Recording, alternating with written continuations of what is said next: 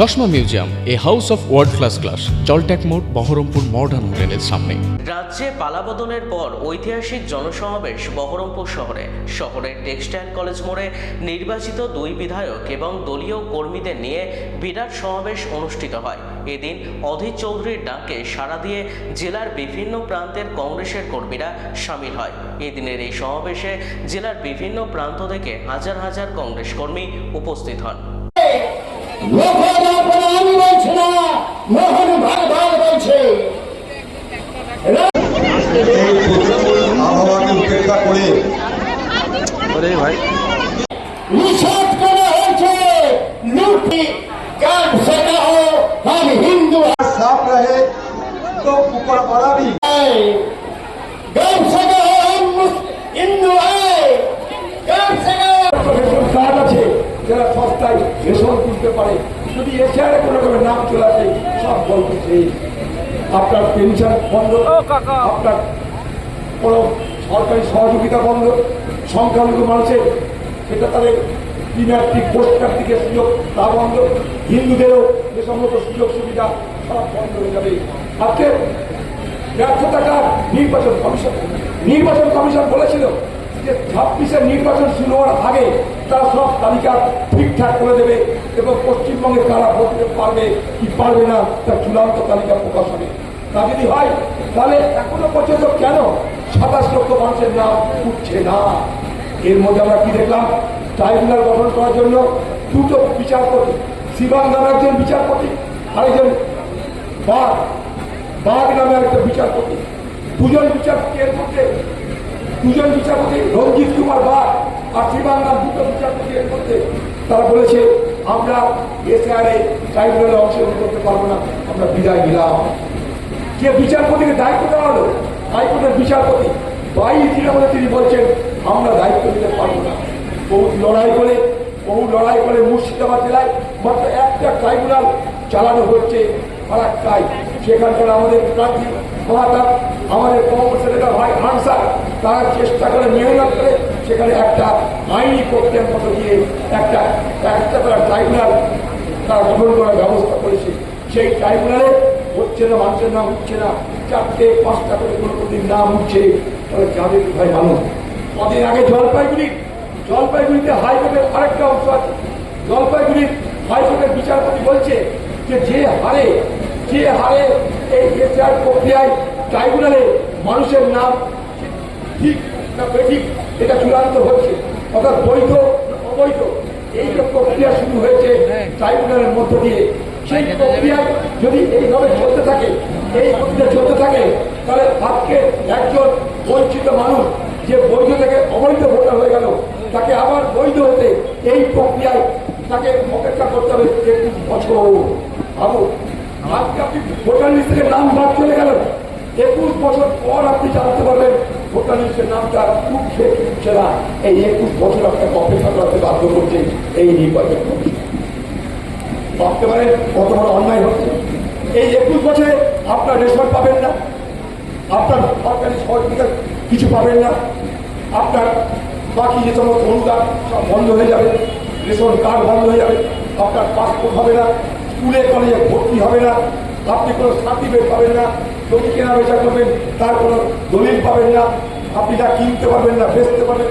ভেবে দেখুন আপনার নিজের জমি নিজের সম্পত্তি বেচা কেনা সব বন্ধ, আপনার ছেলে মেয়েদের স্কুল কলেজে ভর্তি বন্ধ, আপনার রেশন সংগ্রহ করা বন্ধ, আপনার অনুদান পাওয়ার সব রাস্তা বন্ধ। তাহলে মানুষ কোথায় যাবে? যেখানে বিচারপতি বলছে এই গতিতে যদি চলতে থাকে 21 বছর সময় লাগবে, বিচারপতি বলছে, কংগ্রেস বলছে না, আমি বলছি। তার জন্য আমাদের দাবি কি? আমি সুপ্রিম কোর্টের দরজা খটখট করাচ্ছি, সুপ্রিম কোর্টে মামলা দায়ের করেছি, সুপ্রিম কোর্ট খুললে সেই মামলা উঠবে বলে আশা করছি। আমাদের একটাই দাবি, যে প্রত্যেকটা ব্লকে একটা করে ট্রাইব্যুনাল খোলার ব্যবস্থা করতে হবে এবং নির্দিষ্ট সময়ের মধ্যে সেই ট্রাইব্যুনালের কাজ সমাপ্ত করতে হবে। এটাই আমাদের সব থেকে বড় বক্তব্য। আজকে ট্রাইব্যুনালের কাজ হবে কি? ট্রাইব্যুনাল চালাতে গেলে ঘর দরকার, ঘর নাই, রাজ্য ঘর দেয়নি। ট্রাইব্যুনাল চালাতে গেলে বিচারপতি দরকার, রাজ্য সেই বিচারপতি দেয়নি। ট্রাইব্যুনাল চালাতে গেলে বিচারপতি স্টাফ দরকার, ঘরে ফ্যান দরকার, কাগজ দরকার, কলম দেওয়া হয়নি। তাহলে বিচারপতি বসবে কোথায়? বিচারপতির বসার জায়গা নাই। আপনি যে কি করে জানবেন আপনার নাম এলো কি এলো না? আপনি জানবেন কি করে? তার জন্য সরকার বলছে আমাদের পোর্টাল আছে, কিন্তু পোর্টাল সেখানে কোনো নাম লিখছেও না, কোনো নাম বাদও যাচ্ছে না, যেমনকার নাম তেমন দাঁড়িয়ে আছে। এইরকম ভয়ঙ্কর জায়গায় দাঁড়িয়ে তাই আজকে আমরা এই ডেপুটেশনের ব্যবস্থা করেছি। এখানকার জেলা ম্যাজিস্ট্রেটকে এই ডেপুটেশন দেবো আমরা, এবং সেই ডেপুটেশন দেওয়ার পর আগামী দিনে আজকে বলে রাখছি আপনাদের, শুনে রাখুন এখানকার মানুষ, আগামী দিন আমরা কলকাতায় গিয়ে পশ্চিমবঙ্গের রাজ্যপালের সঙ্গে ডেপুটেশন দেব, সেদিনও কিন্তু আপনাদের যেতে হবে। এই মুর্শিদাবাদ থেকে সেদিন হাজার হাজারের মানুষকে যেতে হবে সেই রাজভবনে, আমরা সেখানে রাজ্যপালকে ডেপুটেশন দেব। অনুমতি দেবে কি দেবে না আজকে সরকার আমি জানি না, কিন্তু অনুমতি না দিলেও কোর্টের মাধ্যমে অনুমতি নিয়ে আপনাদেরকে সঙ্গে করে আমি রাজভবনে যাব, এই সিদ্ধান্ত আজকে নিচ্ছি। একদিকে কোর্টের বাইরে, আরেকদিকে কোর্টের মধ্যে এই দ্বিমুখী লড়াই চালিয়ে মানুষের অধিকারকে আমাদের আদায় করতে হবে। এই সিদ্ধান্ত নিয়ে আমরা আগামী দিনে এগোতে চাই। আমাদের একদিকে আমাদের রানীনগর মহাতাব শেখ, জুলফিকার শেখ, এই দুজনে আজকে মুর্শিদাবাদ জেলার এমএলএ হয়েছে। অর্থাৎ মুর্শিদাবাদ জেলার মানুষ এত প্রতিকূলতার মধ্যেও কংগ্রেসের জন্য দুটো তারা বিধায়ক দিয়েছে। তাই মুর্শিদাবাদ জেলার সেই সমস্ত মানুষকে বলবো যারা আমাদের দুটো বিধায়ক উপহার দিয়েছে, তাদেরকে লাখো লাখো সালাম জানাই। আমরা হেরেছি। সমস্যা হচ্ছে কি জানেন, নির্বাচনগুলোতে মানুষের আর ভোট হচ্ছে না। নির্বাচনগুলোতে মানুষের ভোট না হবে, হিন্দুর ভোট হচ্ছে, মুসলমানের ভোট হচ্ছে।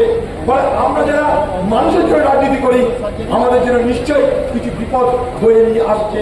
তাই আগামী দিনে মানুষ যেন তার ভোট দেয়, মানুষ যেন মানুষের ভোট দেয়, আমরা সেই দাবিও এই মঞ্চ থেকে করতে চাইছি।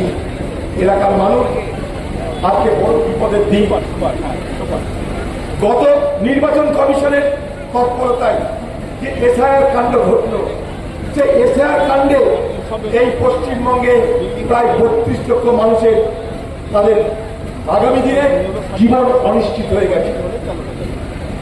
সরকারিভাবে 27 লক্ষ, কিন্তু আমাদের কাছে খবর 32 লক্ষ মতন মানুষ তাদের ভোটের অধিকার হারিয়ে ফেলবে কিনা এই আশঙ্কায় ভুগছে। এই পশ্চিমবঙ্গের মানুষ আপনারা জানেন যে এসআইআর প্রক্রিয়ার মধ্য দিয়ে কি নাকানি চোপানি খেতে হয়েছে আপনাদের। একবার এডুকেশন, একবার লজিক্যাল ডিসক্রিপেন্সি, একবার ট্রাইব্যুনাল, চলছে তো চলছেই। শুনলে অবাক হবেন, আমাদের ফারাক্কার প্রার্থী যিনি ছিলেন আমাদের, যাকে আমরা জিতিয়েছি, সেই ফারাক্কার প্রার্থীকে হঠাৎ দেখলাম আমরা যে তার নাম বাদ চলে গেছে, এসআইআর কাণ্ডে ডিলিট হয়ে গেছে। তাকে আমরা প্রার্থী করে দিয়েছি, মহাতাব শেখ প্রার্থী ঘোষণা করে দিয়েছি আমরা দিল্লি থেকে, কিন্তু নিচে দেখছি তার নাম নেই, সে ডিলিট হয়ে গেছে। তার নাম চলে গেছে ট্রাইব্যুনালে।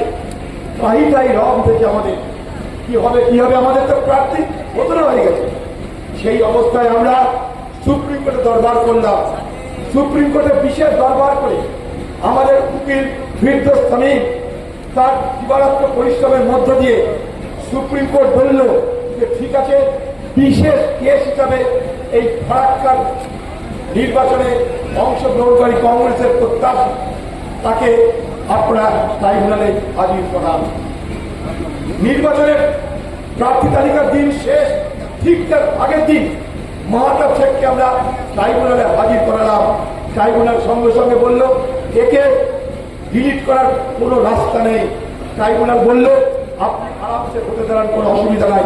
তারপরের দিন বহরমপুর এসে তাকে ভোটে আমরা দান করতে পারলাম, নির্বাচনে অংশগ্রহণ করতে পারল, এবং তার নির্বাচনে অংশগ্রহণের মধ্য দিয়ে ফারাক্কা সিটটা আমাদের করতে হবে। তাহলে বুঝতে পারছেন, সবাই তো আর সুপ্রিম কোর্ট যেতে পারবে না, সবাই তো আর ট্রাইব্যুনালে বিশেষ ব্যবস্থা করতে পারবে না। মহাতাব শেখের জন্য বিশেষ ব্যবস্থা করতে পেরেছিলাম আমরা কেন? কারণ সে কংগ্রেসের ক্যান্ডিডেট ছিল। তা কংগ্রেসের ক্যান্ডিডেট হিসাবে বিচারপতি তাকে বিশেষ ব্যবস্থা করতে সহযোগিতা করেছিল। এটা তো সাধারণ মানুষের সম্ভব নয়। তাই কি করে সম্ভব? আজকে পশ্চিমবঙ্গের 27 লক্ষ মানুষ জানে না তারা কি তাদের ভবিষ্যৎ।